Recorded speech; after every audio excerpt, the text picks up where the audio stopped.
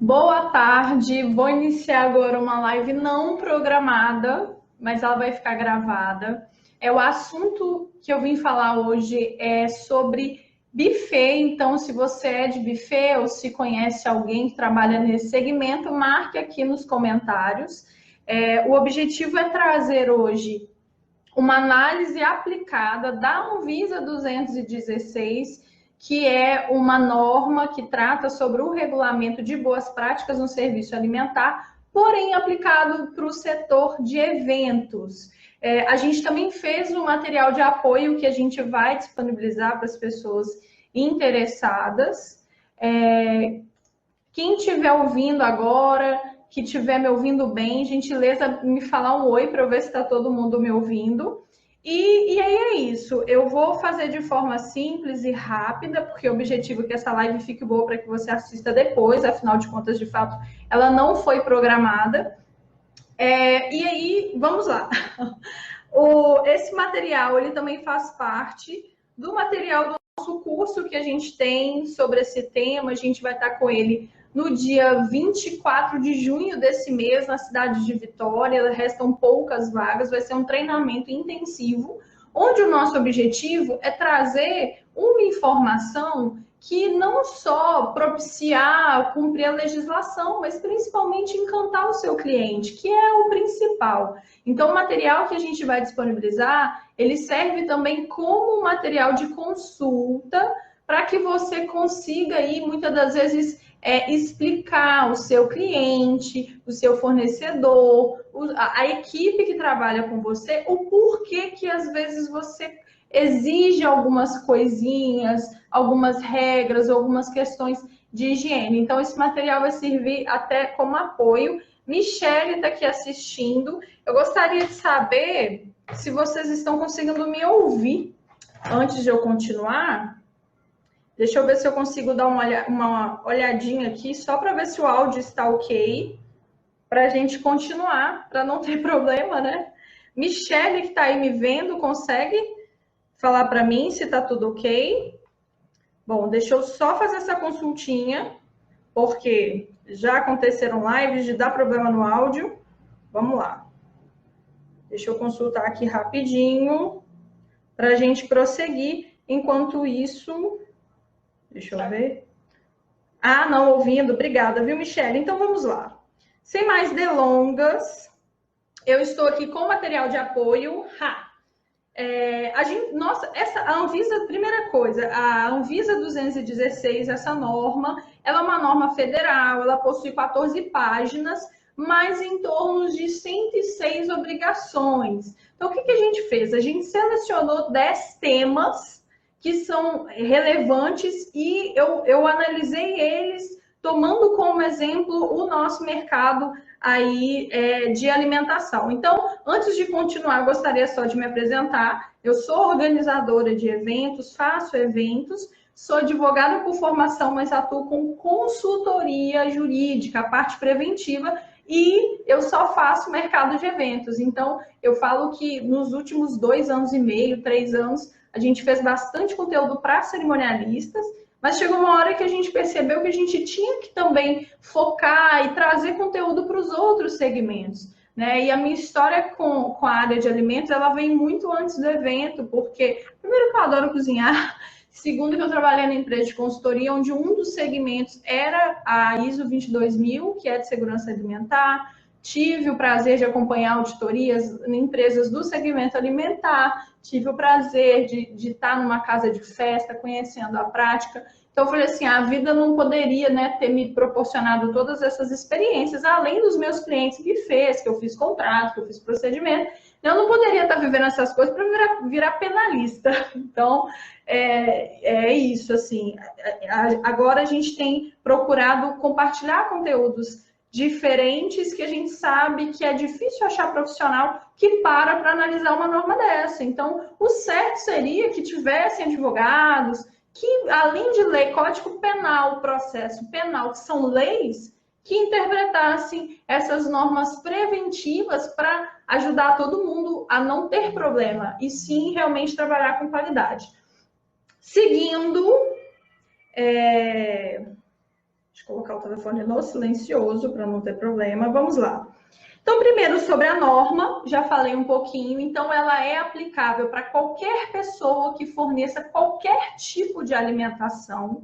E aí, lá no início dela, depois eu vou deixar aqui o link da Anvisa, onde tem o link da norma oficial para quem quiser acompanhar. Então, já no início, ela vem falar sobre o âmbito de aplicabilidade.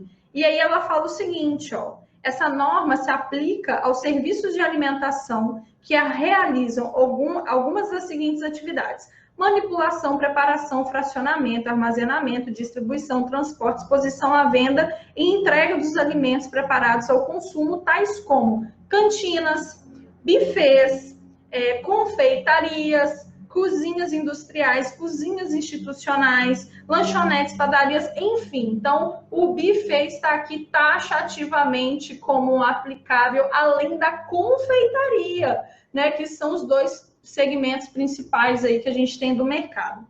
Então, essa análise que eu fiz focando em quem? Ó, no buffet fixo, que é aquele onde a empresa de alimentação tem o seu próprio espaço, né, para fazer a parte de preparação, são os espaços de festas que possuem buffets, os buffets itinerantes, ou os caterings, ou caterings, sei lá, né, como você conhece, que são aqueles buffets de suporte, tipo a comida japonesa, ela não é a comida principal do evento, mas ela atua dentro de outro evento.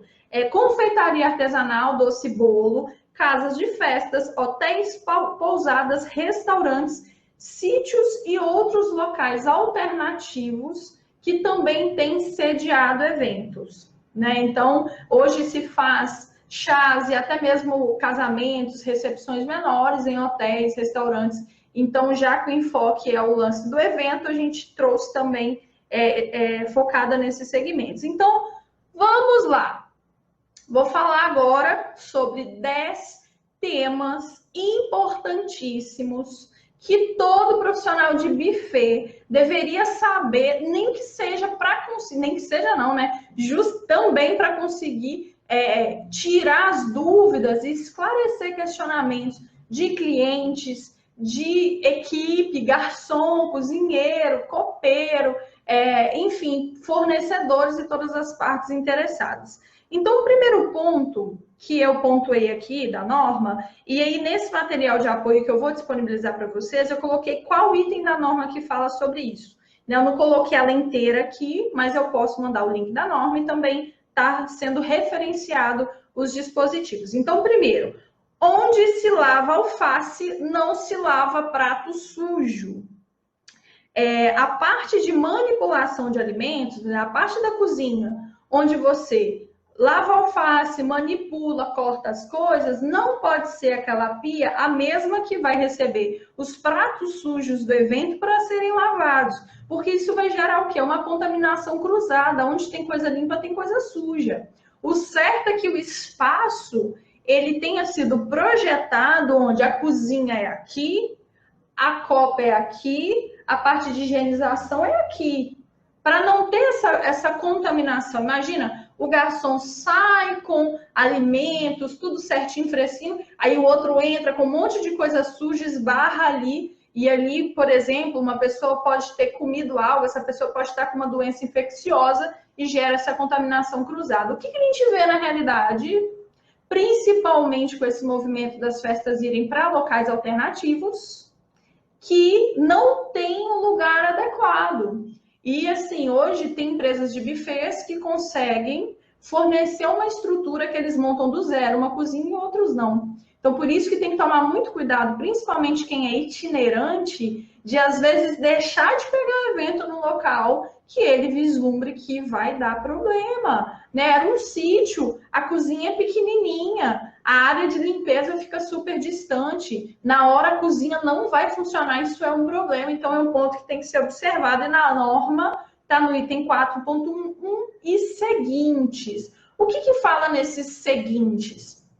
A norma traz o detalhamento certinho de como que tem que ser a estrutura. Desde as lâmpadas, a parede que tem que ser lisa e permeável, que dê para lavar, o chão que tem que ser abaulado, não pode ter cantinho. Então, ela vem falando de forma até muito simples como que deve ser esse local. E aí, já diz, quem é buffet fixo, atenda a legislação e assim, cuide para que sua estrutura esteja em conformidade. Quem é itinerante, antes de fechar contrato, tem que ir lá e fazer uma visita técnica e ver se aquele espaço realmente dá condição de você servir, de entregar um serviço de qualidade. Vamos lá. Manutenção de ar-condicionado. Nada adianta a comida estar limpinha, bonitinha, bem manuseada, todo mundo fez a higiene pessoal e aí tem na saída da comida aquele ar-condicionado que nunca passou por manutenção, jogando ácaro e bactérias em todos os alimentos. Então, isso é um ponto que deve ser observado. Isso está no 4.1.11 da norma, ok? O próximo ponto, que é o ponto 3, é vestuário adequado para a equipe. Primeira coisa, aí outro problema que a gente vê em locais que não foram preparados. Não tem local adequado para a equipe se vestir, não tem um banheiro específico onde eles podem se lavar. Então, isso é muito importante porque a vestimenta de quem trabalha com alimentos também é um EPI, é um manual de segurança. Ele se lava, se limpa, veste tudo certinho, porque essa roupa, ela não pode ter vindo da rua, né, toda empoeirada, toda suja, cheia de cabelo. Aí com aquela roupa ele vai servir, né, o garçom vai servir, vai cair alguma coisa ali. Então, é muito, assim, tem caso que o garçom tem que trocar de roupa na despensa, onde estão os alimentos, porque aquele lugar não foi preparado. Então, se você é assessora ou se você é casa de festa buffet, se atente se esse local vai ter uma estrutura mínima para a questão de higiene da sua equipe. E ainda nesse sentido, eu coloquei aqui no item 5 que segue a regra do jaleco, que foi que eu disse. Né? Ele não pode, a roupa que ele usa para servir, para trabalhar, o garçom, ou até mesmo o cozinheiro, as pessoas que trabalham diretamente com alimentos, não pode ser aquela roupa que ele veio da rua. Ele troca, se veste na hora de ir embora, ele troca de novo. Essa roupa precisa ser trocada diariamente, estar limpa, né? Se é ali aquele cozinheiro que trabalha todos os dias. Então, por isso que tem que ter esse local adequado para que eles possam se trocar, uma vez que eles não podem usar a roupa que vieram da rua. Outro ponto, colher de pau, nem pensar. Gente, quem não gosta de fazer aquele brigadeiro com a colher de pau em casa? Para você, fica a seu critério. Mas para você prestar serviço, você não pode usar nenhum tipo de utensílio que vá deixar resíduo, madeira, gente, aquilo mofa, aquilo não seca. Então, nesse sentido, o que eu trouxe além da madeira? Tem também a tábua de madeira que as pessoas usam, né, para cortar carne, que também não pode. E aqueles apoios para doces, muito comum em eventos rústicos. Fica lindo, até umas torinhas de madeira, sabe? Redondinhas, cortadas. Aí o doce vai direto ali. Aí tem um bicho, tem uma formiguinha, que a pessoa não vê, daqui a pouco vira comida para convidado. Então a gente tem que tomar cuidado, porque eu falo assim, quando a gente pensa no evento, eu falo que a gente tem que pensar na pior situação e na pior hipótese. E se der um problema? Sabe? E se um convidado come aquilo dali, tinha um bichinho de baixo, ele não viu? Então, tomar cuidado também, não só o que está dentro da cozinha, mas os alimentos que estão em contato com essas superfícies fora da cozinha. Lá para baixo a gente vai falar outra coisa também relacionada. E isso está no item 4.1.7. Deixa eu ver aqui se eu consigo ver. Almazinho, Pamela, Eliana, sejam bem-vindos. Michele, para mim tá tudo certo. Alguém fala para mim se está conseguindo me ouvir? Porque a Michelle perguntou se caiu. Tá ok? Vocês estão me ouvindo? Alguém manda um oi para mim só para eu saber se está tudo certo. Vamos lá. Continuando, calibragem em dia. Olha que interessante. Quem trabalha com evento, quem é assessor, muitas vezes assim, vê o alimento só lá na hora, ele já produzindo, sendo entregue. Só que existe um processo de produção desse alimento anterior que muitas vezes a gente não acompanha. Eu tive o prazer de acompanhar. E por que existe, olha só, na norma, a obrigação de manter balança e demais equipamentos calibrados? Porque o alimento, a definição do alimento se dá pela quantidade de ingredientes que o compõem. Eu até coloquei aqui, ó. Os produtos são definidos pela quantidade de substância que os compõem. Aí que tá. Imagina se num processo de produção, aquela balança não está equilibrada e ele acaba colocando mais de uma substância ou mais de outra. Parece algo natural. Agora, vamos pensar aqui no exemplo do suco.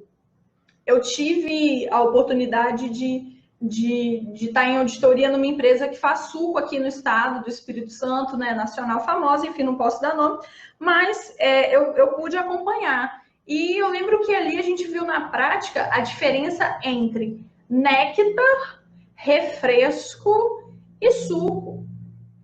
Vocês sabem qual que é? O que determina uma coisa que é néctar, que é refresco, que é suco? É o percentual de polpa que tem ali. Olha que interessante. Então, refresco, ele possui em média 10%, e quem diz isso é a legislação. Para algo ser considerado lá refresco, capo, lembrei, lá no supermercado você chega e está escrito assim, refresco, é porque ele tem em média 10% de suco da fruta, não é nem a polpa, e ele pode ter ali adição de açúcar. O néctar, que na maioria das vezes, aquele suco de caixinha, todos aquilo são néctar, aquilo não é suco, aquilo é néctar. Além, ele tem um pouco mais de suco da fruta, que é em torno de 30%, a legislação fala, para passar no padrão ali de qualidade, opa, ele tem que ter 30% de suco da fruta, mas ele recebe também corantes artificiais, açúcar, um monte de coisa. O suco, segundo o que é suco para a legislação? É a bebida que possui mais, em torno de 50% ou mais, de polpa comestível da fruta. Ele não pode ter adição de conteúdo, de substâncias artificiais, nem corantes, nem nada que seja artificial. E aonde que está o problema? É quando o buffet fornece lá, talvez no contrato, suco natural, e me lasca comprar um monte de suco de caixinha e serve no evento. Imagina se o cliente ele é um alérgico, né, de forma expressiva a um corante. Você pode causar um desastre na festa. Então parece que não, mas esses detalhes eles fazem muita diferença quando a gente pensa em serviço alimentar. Como eu já disse aqui, quem está chegando agora, quem quiser o material, depois eu vou dar um jeitinho de mandar para vocês. E aí nele a gente relaciona esses detalhes. O ponto 8, eu falo sobre cozinha dorme limpa. Nessa experiência que eu tive de estar em casa de festa com buffet, eu falava assim, é muito bacana quando você vive a realidade, porque a gente ia embora e a cozinha estava impecável, limpa. Por quê? Porque a legislação diz isso lá no item 4.2.4. Por que ela não pode dormir suja? Porque isso traz bichos, insetos que podem contaminar alguma coisa que está ali. Então, qual que é a divergência que normalmente a gente vê na prática? É a briga do espaço de festa com buffet itinerante. Quem tem que limpar? Bom, eu entendo que a obrigação pela manutenção do espaço, pela casa de festa, de manter ali, né, uma limpeza periódica, é do próprio espaço. Quem dá faxina é o espaço. Eu tenho uma cliente minha que ela é buffet e que ela fala isso. Tainara, a gente vai embora, a gente recolhe os nossos resíduos, limpa tudo que a gente sujou, mas eu não vou dar faxina no espaço. Isso é obrigação da casa. Por isso que é muito importante você fazer uma visita técnica e conhecer o padrão de limpeza desse espaço, quem é buffet itinerante, porque você pode até não ter obrigação de não dar faxina, mas você vai chegar lá, o espaço você vê que não tem higiene, isso vai influenciar nos seus alimentos, isso pode causar um certo problema para você. Então, lá no contrato do buffet itinerante, ele fala sobre isso, ele explica que ele vai entregar o local da mesma forma que ele encontrou e que a parte de resíduos ele leva embora com ele, né? Ele não vai deixar coisas sujas ali. Outra coisa importante que é em relação a sobras. Né? Lá no contrato, às vezes, o buffet fala assim, não vamos fornecer sobras. E por que disso? Outro ponto. Os alimentos, eles precisam estar em determinadas temperaturas para que eles não propiciem ali surgimento de bactérias, etc. E outro, alimento tem validade, né, gente? Então, aquele bobozinho de camarão que você insistiu para que o buffet te desse, aí você chega em casa, deixa na sua geladeira, que não está funcionando direito, ou deixa em cima da mesa, come no outro dia e passa mal, ele é responsável. Ele não pode garantir que no momento que ele vai te entregar aquela marmitinha que você tanto pediu, você vai consumir nas condições que ele te entregou. Então, por isso que às vezes o buffet fala assim, não posso te dar, né? Não vou te dar sobra, você come o que tiver aqui. O que sobrou a gente leva, né, de volta. A minha irmã, ela trabalha com a parte de padaria, ela fala que dá dó, porque tem produção que tem que pegar e jogar no lixo.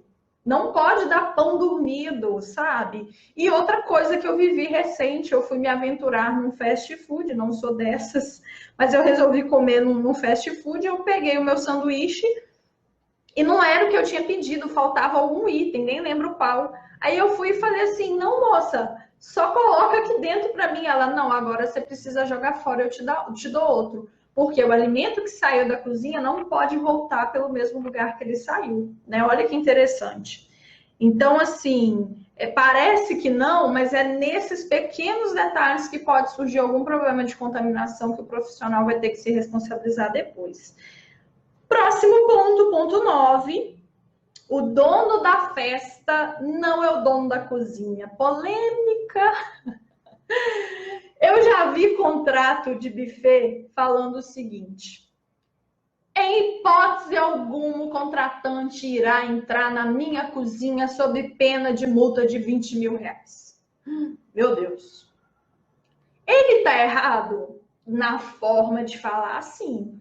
Porque não adianta você cumprir legislação e perder todos os seus clientes. Eu falo que a luta hoje é que, assim, os contratos, eles são muito reativos, eles são muito agressivos, e não precisa ser assim para cumprir a legislação.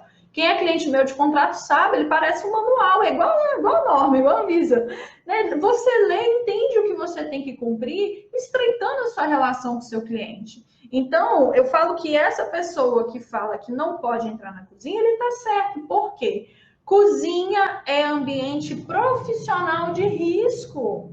Tem fogo, tem óleo, tem faca ali. Nem o chefe de cozinha pode entrar na cozinha sem uma doma limpa, sem a touca, sem sua bota, que são seus EPIs. Imagina a noiva entrando na cozinha ou qualquer outra pessoa que não sabe nem se comportar dentro daquele ambiente. Então, esse profissional que fala, vai ter multa se entrar na minha cozinha, ele poderia ter escrito de qual forma? Falar que tendo em vista que a cozinha é um ambiente profissional de alto risco e visando a não contaminação, que só terão acesso às dependências pessoas devidamente autorizadas e munindo de seus respectivos EPIs. Olha que bacana. Falou a mesma coisa, com abordagem diferente, onde o cliente ele entende muito melhor. E, por fim, eu coloquei aqui o tópico 10, cuidado com os arranjos de flores perto dos alimentos. Aqui em Vitória, a gente faz muito evento ao ar livre. E é óbvio que tudo é muito decorado. Agora, já pensou um evento final de tarde ao ar livre, com arranjo de flor, perto lá da comida mineira, e aquele monte de mosquitinho voando em volta das flores, cai um mosquito ali, né? Enfim, então a gente tem que ter esse cuidado, porque nem em todo lugar cabe flor, cabe decoração, principalmente se o evento for no local ao ar livre, que já propicia esse acúmulo de insetos, de bichos. Afinal de contas, natureza é lugar dos bichos, né? A gente que está no lugar errado, muitas das vezes. Então, a gente precisa tomar esse cuidado. Então, assim, 25 minutos de live.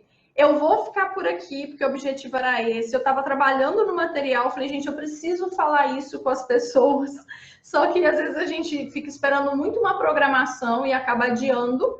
Eu vou disponibilizar para vocês o material que tem essa pautinha. A norma em si tem 106 obrigações, gente. Aqui, na verdade, eu falei em temas. Não tem como falar de tudo, mas eu já dei aí uma pinceladinha para vocês. E quem tiver algum tipo de interesse nesse conteúdo, dúvidas, me mande inbox ou pelo meu WhatsApp, que eu vou ter o prazer de esclarecer. A gente vai estar com um curso no dia 24 de junho, que é sobre esse conteúdo e mais outras coisas. A gente vai falar de contratos, de como encantar o cliente, de como atender convidados e contratantes com especificidades alimentares. Quem entrar em contato conosco porque assistiu essa live até o fim, eu preciso realmente dar uma condição especial, porque é uma pessoa que se interessou de fato pelo conteúdo. E é isso, ó. Beijo e até a próxima.